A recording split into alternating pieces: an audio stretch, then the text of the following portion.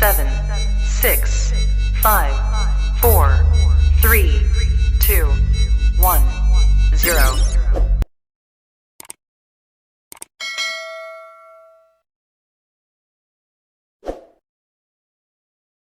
السلام عليكم ورحمة الله وبركاته متابعينا الكرام، أهلا ومرحبا بكم في فيديو جديد ومباراة جديدة وانطلاق مباريات الترجي الرياضي التونسي ومنافسات دوري أبطال إفريقيا.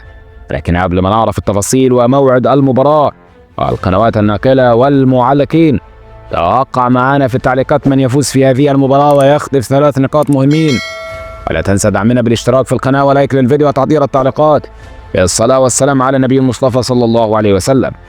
مباراة اليوم الترجي الرياضي التونسي أمام دوجليبة المالي ضمن منافسات الجولة الأولى ودوري أبطال إفريقيا.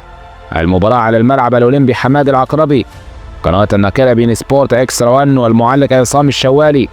توقيت المباراة مساء اليوم الثلاثاء في 8 بتوقيت تونس والمغرب والجزائر، 9 بتوقيت القاهرة والسودان، 10 بتوقيت مكة المكرمة والعراق.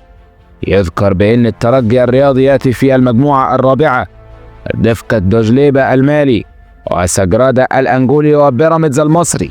توقع معنا في التعليقات من ينتصر في هذه المباراة ويخطف 3 نقاط مهمين ومنافسات الجولة الأولى ودور المجموعات ودوري أبطال إفريقيا. شكرا لكم والسلام عليكم ورحمة الله وبركاته.